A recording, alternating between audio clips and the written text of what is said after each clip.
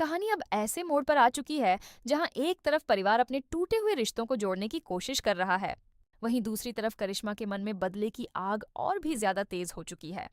करिश्मा को यह बात साफ समझ आ चुकी है कि अगर प्रभात पूरी तरह ठीक होकर सबके सामने सच बोल देगा, तो उसकी सारी चालें, सारे झूठ और सारी साजिशें पल भर में खुल जाएंगी। अब तक उसने जो भी खेल खेला था, वह सिर्फ इसलिए चल पाया क्योंकि कई लोग सच से दूर थे और कई लोग उसकी बातों में उलझे हुए थे। लेकिन प्रभात की वापसी ने करिश्मा की नींद उड़ा दी है। उसे हर पल यही डर सताने लगा है कि प्रभात कहीं किसी को सच न बता दे, कहीं देव को कोई इशारा न कर दे, कहीं परिवार के सामने उसका असली चेहरा उजागर न हो जाए। करिश्मा बाहर से अपने आप को शांत दिखाने की कोशिश करती है, लेकिन अंदर से वह पूरी तरह घबराई हुई होती है।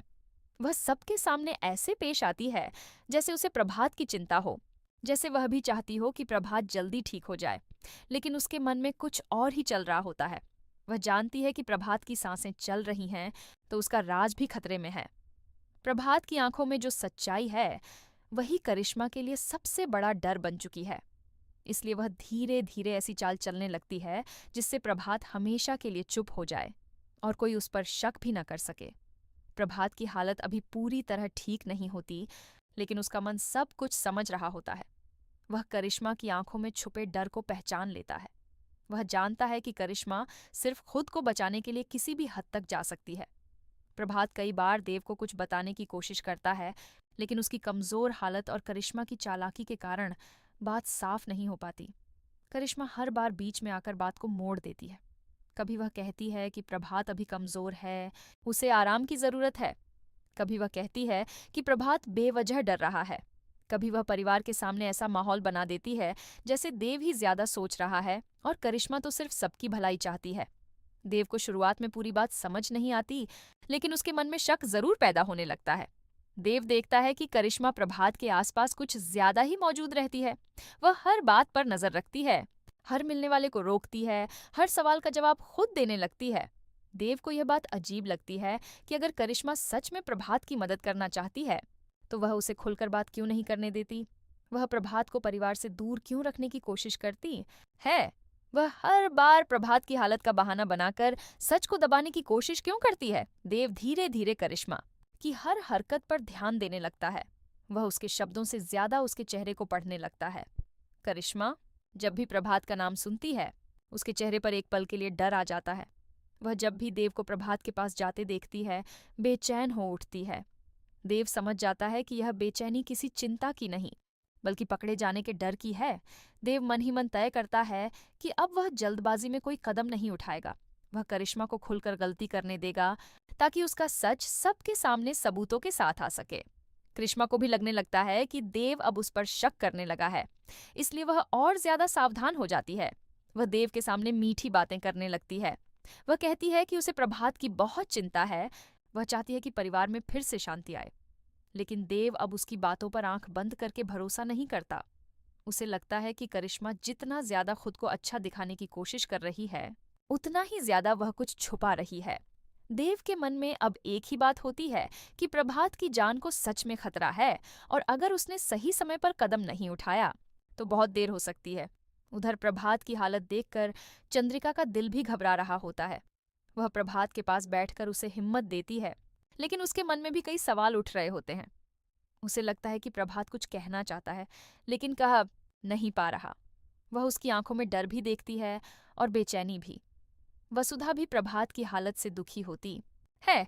वह चाहती है कि प्रभात जल्दी ठीक हो जाए और परिवार की सारी उलझनें खत्म हो, लेकिन उसे यह अंदाजा नहीं होता कि जिस खतरे को वह सिर्फ चिंता समझ रही है, वह असल में करिश्मा की बड़ी साजिश का हिस्सा है। करिश्मा अब अपने मन में आखिरी चाल सोचने लगती है। उसे लगता है कि अगर प्रभात ने सच बोल दिया तो देव उसे कभी नहीं छोड़ेगा। परिवार उसकी शक्ल देखना भी पसंद नहीं करेगा। इसलिए वह फैसला करती है कि अब उसे कोई बड़ा कदम उठाना ही होगा। वह अपने झूठ को बचाने के लिए प्रभात की जिंदगी से खेलना चाहती है, लेकिन वह इतनी चालाकी से यह सब करना चाहती है कि सबको लगे प्रभात की हालत खुद ही बिगड़ गई। वह चाहती है कि कोई उस पर उंगली न उठा सके।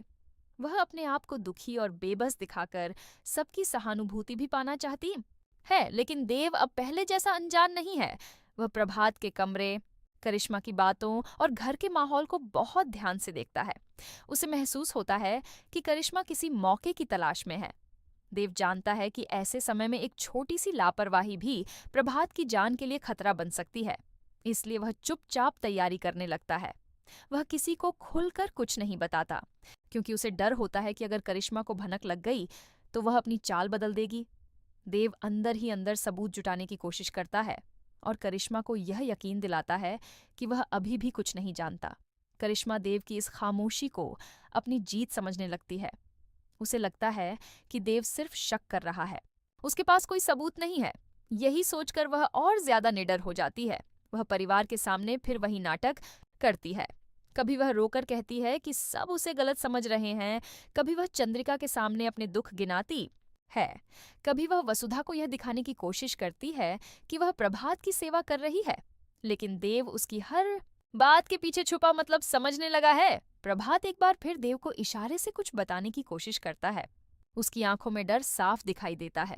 देव उसके पास बैठकर धीरे से कहता है कि वह समझ रहा है, उसे बस हिम्मत रखनी होगी। देव प्रभात से वादा करता है कि इस बार सच दबेगा नहीं, इस बार करिश्मा की कोई चाल सफल नहीं होगी। प्रभात की आंखों में देव के लिए भरोसा दिखता है। वह पूरी तरह बोल नहीं पाता, लेकिन उसकी नजरें देव को समझा देती हैं कि खतरा सच में बहुत बड़ा है। देव अब और सावधान हो जाता है। वह परिवार को बिना डराए प्रभात के आसपास सुरक्षा बढ़ाने की कोशिश करता है। वह चंद्रिका को समझाता है कि प्रभात को अकेला नहीं छोड़ना चाहिए।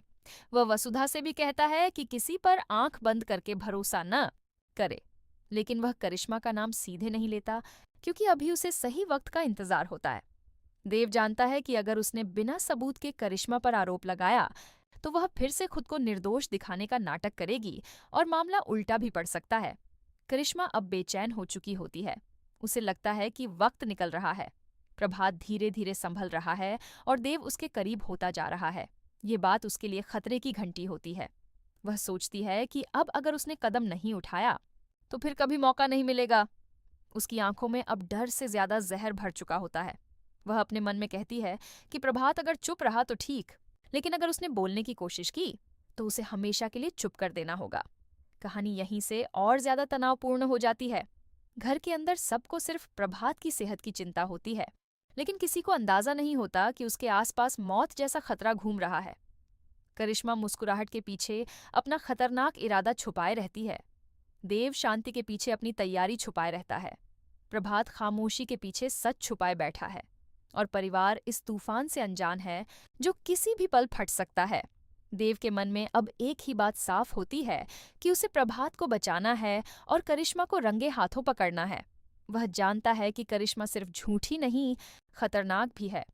अगर उसे रोका नहीं गया तो वह परिवार को और बड़ा दर्द दे सकती है। देव अब सिर्फ एक बेटे या परिवार के सदस्य की तरह नहीं, बल्कि सच के रखवाले की तरह खड़ा होता है। उसे अब डर नहीं होता कि लोग क्या कहेंगे। उसे सिर्फ यह चिंता होती है कि कहीं देर न हो जाए। पहला भाग इसी बेचैनी, शक और खतरे के साथ आगे बढ़ता है। करिश्मा अपनी चाल को अंजाम देने के लिए तैयार है। प्रभात की जान सच में खतरे में है।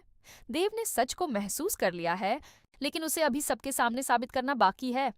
परिवार को अभी तक नहीं पता कि उनके सामने जो औरत मासूम बनकर खड़ी है, वही उनके अपने प्रभात की जिंदगी पर सबसे बड़ा खतरा बन चुकी है। अब बस एक सही पल की देर है, जब करिश्मा अपना असली चेहरा दिखाएगी और देव उसे रोकने के लिए आगे आएगा। करिश्मा को लगता है कि अब उसका रास्ता साफ है।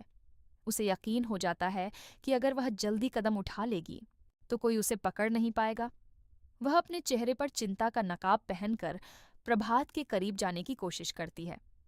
बाहर से वह ऐसे दिखती है जैसे प्रभात की सेवा कर रही हो, लेकिन उसके अंदर एक खतरनाक योजना चल रही होती है। उसे लगता है कि प्रभात कमजोर है, देव आसपास नहीं है और परिवार उसकी बातों पर अभी भी पूरी तरह शक नहीं कर रहा। यही सोचकर वह अपनी चाल को पूरा करने के लिए आगे बढ़ती है। लेकिन करिश्मा यह नहीं जानती कि देव पहले से ही उसकी हर हरकत पर नजर रखे हुए हैं। देव ने जानबूझकर खुद को थोड़ा दूर दिखाया था ताकि करिश्मा को लगे कि वह बेखबर है। असल में देव हर बात समझ चुका होता है। उसने यह तय कर लिया होता है कि वह करिश्मा को सिर्फ आरोपों से नहीं, बल्कि सबूतों के साथ बेनकाब करेगा। देव सही समय का इंतजार कर रहा होता है। और जैसे ही करिश्मा प्रभात के करीब अपनी चाल चलने लगती है, देव वहां पहुंच जाता है। प्रभात की हालत अचानक बिगड़ने लगती है। घर में घबराहट फैल जाती है। चंद्रिका डर जाती है और प्रभात का नाम पुकारने लगती है। वसुधा भी घबराकर आगे आती है। सबको लगता है कि शायद प्रभात की तबीयत अचानक खराब हो गई है, लेकिन देव की नजर सीधे करिश्मा पर होती है। करिश्मा दिखावे के लिए घबराती है, लेकिन उसके चेहरे पर छुपी बेचैनी देव से छुप नहीं पाती। देव बिना देर किए प्रभात को संभालता है और तुरंत मदद का इंतजाम करता है। वह सबको शांत रहने के लिए कहता है, लेकिन उसकी आवाज में इतनी मजबूती होती है कि सब समझ जाते हैं कि देव को कुछ पता है। देव प्रभात की जान बचाने के लिए पूरी कोशिश करता है। वह वक्त पर सही कदम उठाता है और प्रभात को बड़े खतरे से बाहर निकालता है।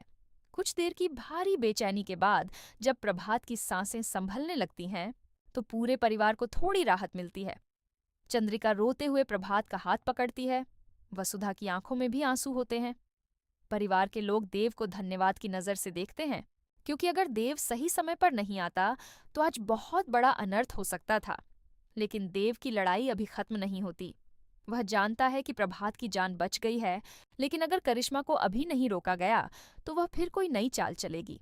देव सबके सामने खड़ा होकर कहता है कि यह कोई अचानक हुई बात नहीं थी, ये एक साजिश थी। ये सुनते ही घर में सब चौंक जाते हैं।